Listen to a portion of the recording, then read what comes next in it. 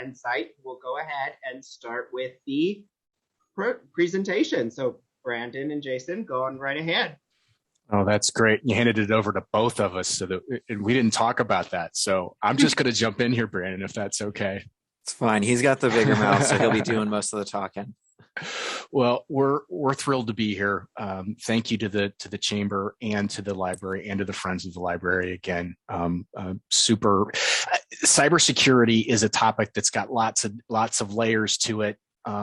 People come at it from different directions depending on their perspective. What we're going to be talking about today is kind of what over the last 20 years of being in business. And by the way, Endsight does computer system support for companies here in the Bay Area. Brandon and I are part of the outreach team, sales team, marketing team, and we've been longtime members of the chamber. And we've done various end user trainings around cybersecurity, but today is really about it's the questions that business leaders have around. Listen, I know that cybersecurity is a concern. I know that there's things I need to be doing. I don't know what I need to be doing. I don't even know why I need to be doing it.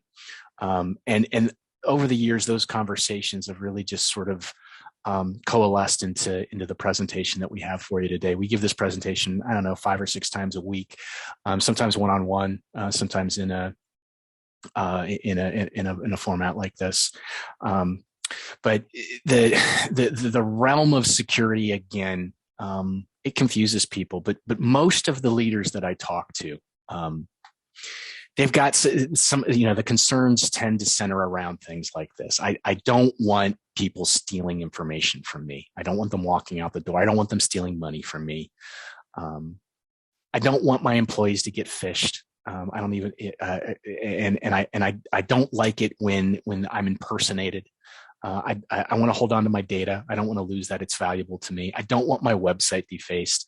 And of course, the one that makes headlines is I don't want somebody to scramble my own information that belongs to me, that I've worked so hard to compile over the years I've been in business, and then charge me a ransom to maybe give it back to me. And there's more there, but those are the big ones that we talk about when we talk with folks. So if that's resonating with you, and those are things that irritate you or concern you, or that you're trying to figure out how can I solve this from a systematic standpoint in my business, then you're probably in the right place. There's a context here that these questions come up in, and it's that there's this understanding or this sense in our business community that the variation and the number of attacks and threats out there are just growing. And this slide comes from one of our partners, SonicWall. It's from their 2019-2020 threat report. And you can see that we're measuring the number of intrusion attempts. That's the third one in there, in the trillions. And that's got people feeling overwhelmed, right? There's a lot of activity out there, and a lot of things that make me feel unsafe as the leader of a business, and it contributes to this what's being called, and I didn't come up with this. Somebody much smarter than me started calling this the fog of more. Right? That's not even a complete list of all the different types of frauds and things that we need to be concerned about, and the tools that we need to be aware of, and the things we need to be doing to try to keep our businesses safe. And so it makes us all just kind of feel like this picture here. And unfortunately, most of us are not the lion in this picture. And I just want you to know that if that resonates with you, you're not alone. We don't have to feel this way. But one of the things that I need to get out of the way first here, and that causes most of the leaders that I talk to kind of take a seat back, is that I need to share with you that one of the reasons that you feel this way likely is it's because of you. And here's why. We have this idea about what cybersecurity is as a business person that's different from what a technologist thinks, or even what the reality is. And it's kind of based on this really old way of thinking about security from a cybersecurity perspective. The idea is that you can build a wall somehow around all of your digital world, right? All of your computers, all of your users, all of your data. if we can just create a perimeter, then we can keep the bad guys out, right? And no one says it that way to me. They say things like, well, I've got a firewall and I've got antivirus, and they start listing all these things that they're doing. But it always kind of comes back to this notion that I'm if I can just get everything safe and protected in one place, then I can keep the bad guys out. The problem is that we are now all everywhere. There is no perimeter, and the bad guys know that. And because of it, they're collaborating and becoming very entrepreneurial in the way that they try to take advantage of us. And they're pioneering new ways to evade detection and bypassing backups. And they're sharing code and ransomware. Like they're actually selling ransomware to one another. I'll talk about that in a subsequent slide. And they're working collaboratively, right? Really trying to exploit this notion that we have of the castle or the perimeter. And it's getting worse. So this is a list of the 8 trends that one of our other partners, cybersecurity partners, Sophos, just recently published. It's in their 2022 threat report. We're actually going to be doing another presentation about this probably in January.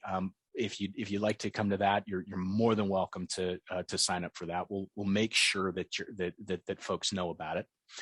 And I'm not going to read you all of them, right? The one that the reason I wanted to include this slide, it's number 8. Artificial intelligence is being adopted and will continue, and that adoption is going to continue to accelerate in 2022 by both the people that are trying to protect us, but more importantly by the attackers. And this is a huge development. The sheer volume of attack and the types of threats out there are going to require on our part the ability to employ robots, good guy AI to fight the bad guy AI.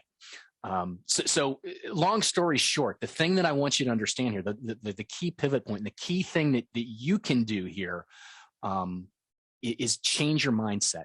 We need to move away from that idea of a castle, right? Because that castle is broken, and we need to move to something else that's more modern.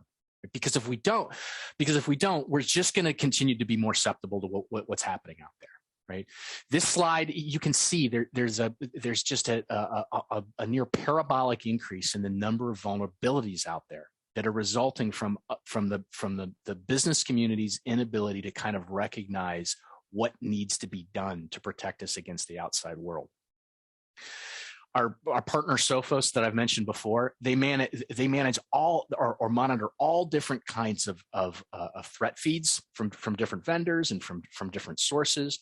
And so this is verifiable information from their labs where they're trying to understand what's happening out there. And they're seeing more than 400,000 different versions of malware every day, new versions of malware every day. And most of those have never been seen before. So I want to point back to that AI note that I was making earlier, right?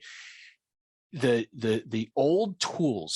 So if you're not using an antivirus suite, for example, that is AI enabled, that is leveraging deep learning, they're just not going to be able to keep up with the variation, and they're not going to be able to see the patterns that they were so successful at seeing once upon a time. That's just a great example of the applicability of what this data is telling us. And we get to this point in the presentation, a lot of times folks will say things to me like, well, this is all about big companies, right? And that's not true. While yes, they are very much out there, the threat actors and the bad guys, and they are very much attacking these higher profile targets. They're also attacking, a large percentage of them are attacking people in our market segment, right? The small to medium business. Endsight's a small business. I would imagine the folks that are joining us today are also run small businesses. And a huge percentage of us are under attack probably right now, or at least under surveillance right now. And the reason is because we're the soft underbelly, right? Most of us don't have an intrusion prevention plan in place, or any type of attack prevention plan in place. And we're also, even worse, we're not even doing end user training, right? And I'll talk about that in a minute. But we're easy marks. And so there's money to be made here. And when somebody can take advantage of us and can get into our environments, on average, they're sitting in those environments for 13 hours before anybody even knows that they're there. And then that's when they kick off their ransomware attack. And that's just the beginning of it, right?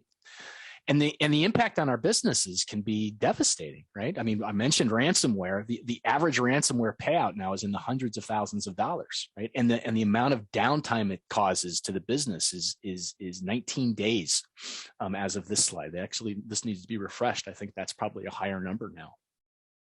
And it has a really adverse impact on insurance, right? So if you have cyber liability insurance or cyber insurance, you can expect those premiums to go up quite a bit the next time that you talk to your broker. The other thing is you can probably expect for the premiums to go up and for it to cost less. I'm sorry, not cost less, cover less. Like what it's available to do for you in the event that you get taken advantage of will be degraded as a result of this. So those are some of the hard dollar things, but it's also impacting employee morale, right? Which kind of seems like it's, maybe that's more of a soft cost, although I would say it's not, right? With the hyper competitive applicant market that we all operate in, right? That's something to be aware of. No one wants to be the leader that has to make a call to a customer to tell them that you've been hacked. That's reputation is terrible, and regulation is coming. Vice President Harris, before she was Vice President Harris, she was at one point was the Attorney General in California. And I just want to read this quote to you. The 20 controls in the Center for Internet Security's control identify a minimum level of information security that all organizations that collect or maintain personal information should meet. Failure to meet those controls that apply to the organization's environment constitutes a lack of reasonable security. Now, that's not law right now, but it's coming, right? So you get attacked, you have to pay the ransom, and then you also might come under the scrutiny of a regulator as a result of it, with fines and things like that. So it's the consequences of inaction here are pretty dire. Now, if you're good and scared, that was kind of the point. Here's some good news.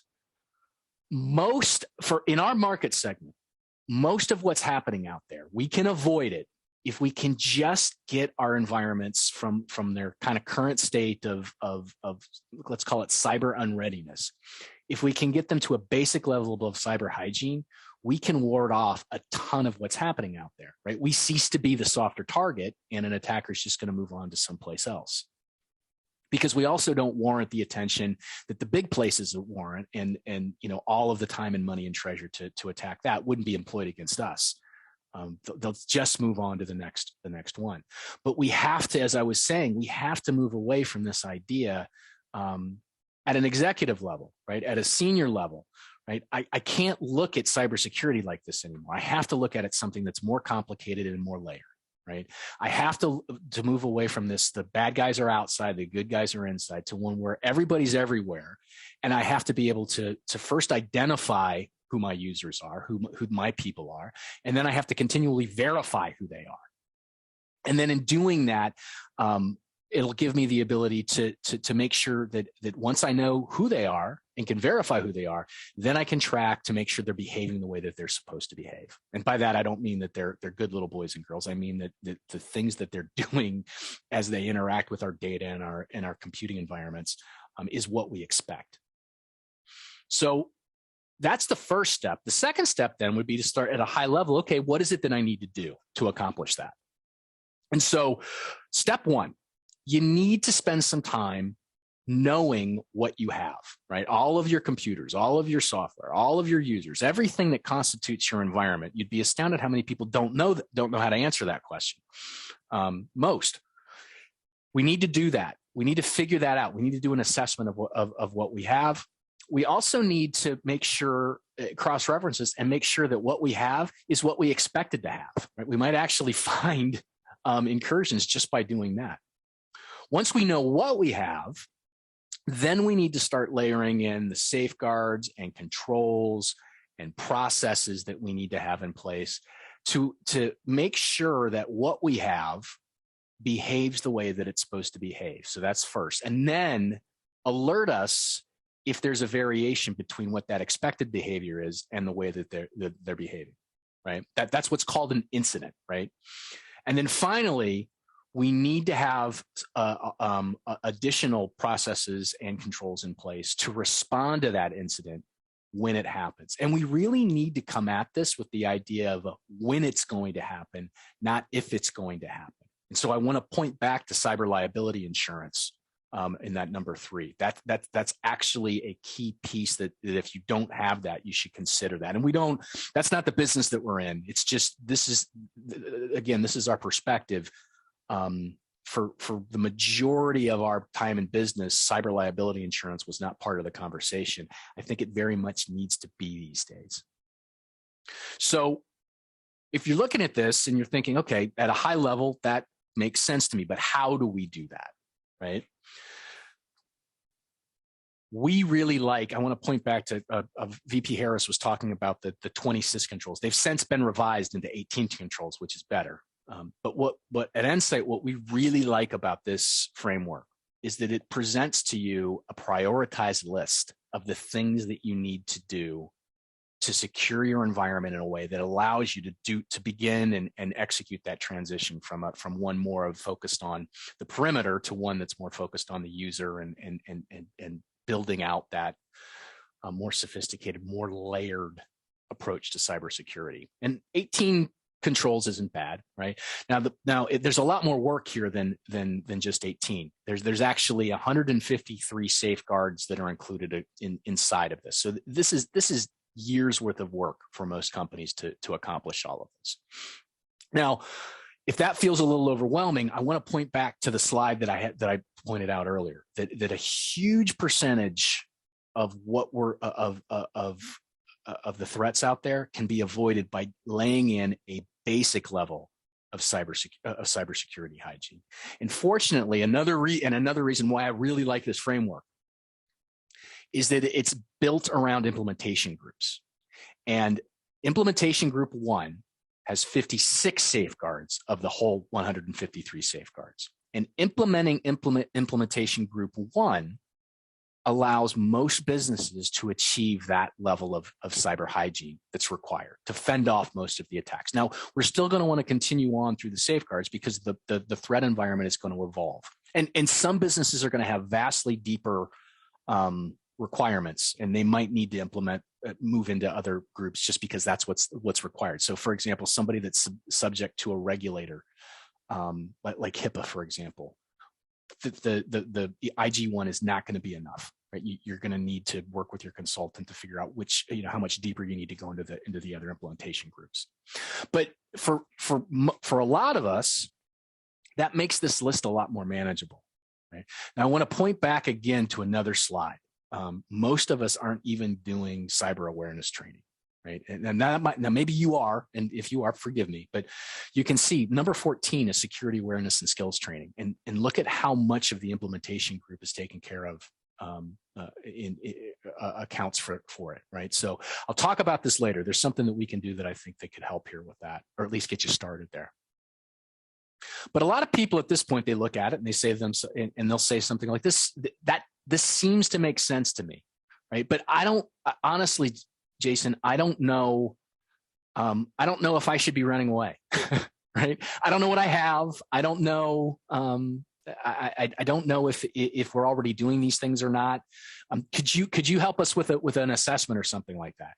And this would be the point if this was a sales presentation where I say, yeah, sure, I'd love to do that. But what I want to do instead is I want to arm you guys with sort of some canary in the coal mine questions that you could probably take to your current IT provider, or you could take to your current IT team and start a conversation with them.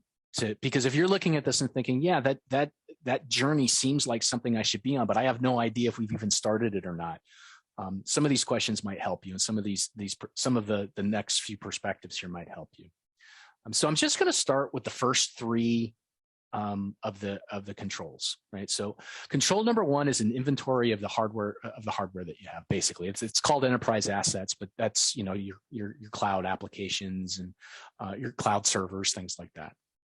So the question that you could ask is, at this moment, can you produce a complete list of every enterprise asset, physical as well as non-physical, remote, virtual, cloud environments, anything else that's regularly connected to our infrastructure? And then the follow-up question would be is how often is it updated? And we can make sure, Andrew, we can make sure we have this in a handout and we can get this out to folks so you don't have to write this down. You want to do the same thing with your software, right? And so a similar question there, and I won't go into it. I won't read that question to you, but you want to ask the same question around software control. Now, data protection has a lot to do with your backup, right? So do you have, so the question to your provider would be, do we have a data management process in place, right? Do we have a way to label sensitive data? Do we have a retention policy? And if a particular data element exceeds that policy, what do we do with it? How do we dispose of it? What's the disposal requirement? And then how often is that updated? These questions will really get they should start getting some answers from the team. And the other thing is how quickly can they respond will tell you something about how far along you are on this journey. So that's one way to do this. Sorry, my daughter's home from school here. Okay. All right. So these are questions that you could use to get the conversation started with your current provider. The other way to take a bite out of this would be to not include your IT provider at all. You could reach out to your insurance broker, because cyber insurance and say, I'd like to have a conversation about cyber insurance. Well, let's talk about my coverages, because if you remember before, the requirements and what's being covered is changing a lot. And then also the premium being charged for that is changing pretty significantly this year. And so they're going to have a list of things that you need to be doing in order to even qualify for cyber liability insurance. And you could use that as a way to sort of gauge how your canary's doing, right? And so multi-factor authentications, patch management, I won't read the whole list to you. It's there, and we can include this if folks would like this slide deck if you'd like to have that. And so either way, you could use either of those two directions to try to get some sense of how the canary in the coal mine is doing. If you don't like the answers to the questions, it probably means that the canary is not doing so well and that you need to take some kind of action. And this should be the part, I guess, where you're expecting me to go, well, you should work with Endsight. And you don't have to. This isn't using the CIS controls. You can work with your current provider. This is a free thing that you can download from them, and you can start working with your current provider or your current team to start layering in these controls. If you're like some of the people you talk to and you feel, this lady kind of describes how this is making you feel, just kind of overwhelmed, and you'd like to get some help, then of course we'd be happy to have a conversation with you about what's happening with you specifically. Have you had any negative consequences? What were those? Maybe we might be a good fit to help. I mentioned end user cybersecurity training. This is something that we do for free for the community. And if you would like to sign up for that, you are more than welcome to. We do this the second Tuesday of every month at 10 o'clock. And you can sign up just by going to the address that's up there. We'll also include that to send out to folks if that would be useful. And with that, we are done. Andrew, if there's questions that folks have or anything, I'd be happy to. Yes. Does anyone have any questions about today's presentation? It's such a small group. Go ahead, raise your hand, unmute yourself. Go ahead, Will. Hey, Jason, thanks so much for doing this presentation. This is near and dear to my heart. I'm not good at it or anything, but we work with a lot of corporations and they require cyber protections. And so our company signed up about 3 years ago with the company that helps us. So I do have a couple questions. Okay. What do you do when your cyber company is shuttering its doors. we got like 3 weeks notice that our company is no longer going to be able to help us. Oh my goodness. Well, well, I don't want to monopolize the time, the whole time here, but maybe you and I should just connect. Okay, I can do that. Just have a conversation, because we might actually be a reasonable alternative here to an option for you to consider. Okay. Well, then here's the question that might help the whole group. How do you trust your cyber guy? It's like, okay, you're worried about all these outside attacks, but what about, how do you know your cyber guy? Man, has your best interest at heart. I think that's a really reasonable question. I think one of the I kind of already mentioned what I think maybe one of the better ways to do it. There's this convergence right now with the way that you would address an incident or an attack. Right? It used to be that folks would say, well, I've got cyber liability insurance, so I don't need to worry about putting all these controls in. Or they would say, I've got all these controls in, I feel pretty safe, I don't need to worry about cyber liability insurance. Right? The challenge here now is that responding to an incursion is so expensive that you really need both. Right? And they have competing interests, right? Whoever your provider is, your cybersecurity guy, has an interest in keeping you safe and employing the tools to keep you safe, because if you're safe, then they're not having to respond in the middle of the night to try to get you right. And that's in your best interest too, right?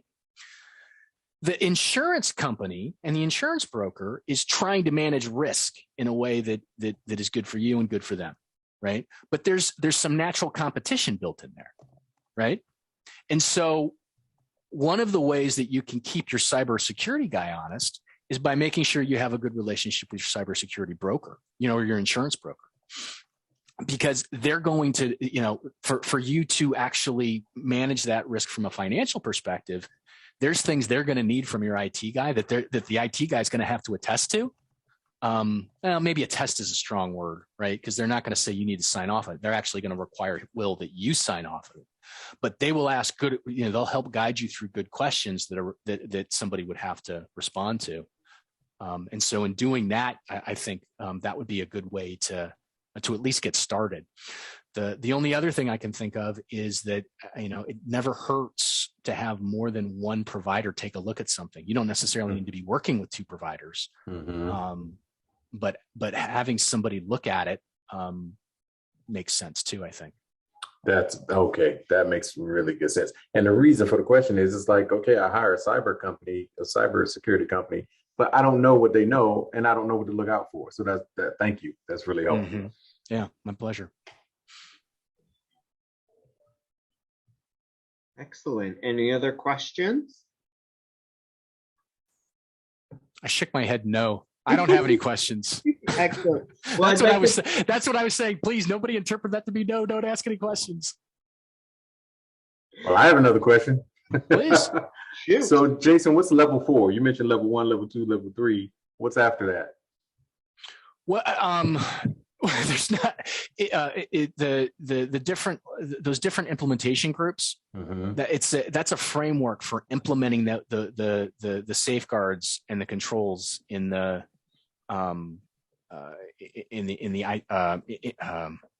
CIS control set. Oh, got it. Okay. And so, honestly, once you have a company that has fully implemented the controls, now is going to move into a phase of revising and improving upon that. Right. This is not the kind of thing that ever gets done, to be honest. And I think that's kind of at the heart of the question. Right. I think I mentioned before, Endsight's, we're a member of the Berkeley business community. We're a small business.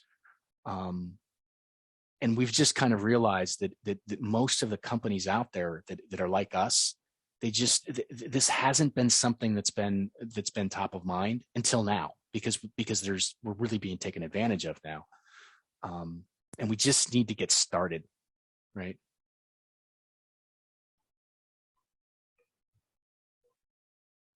Awesome. Well, thank you everyone so much for joining today. We really appreciate Brandon and Jason. Thank you so much for taking time out of your day. Just a couple of chamber announcements. Tonight from 4 to 7 at the UC Theater is our Berkeley Chamber Annual Holiday Gift Fair. So I hope to see you all there. And then please join us next month in January, on January 13th at noon for our next Berkeley Business Bootcamp, how to grow your business with a powerful marketing strategy. And again, that'll be on January 13th at noon. Thank you all so much for joining today, and hopefully I'll see you soon. Thank you. Bye, everybody. Thank you.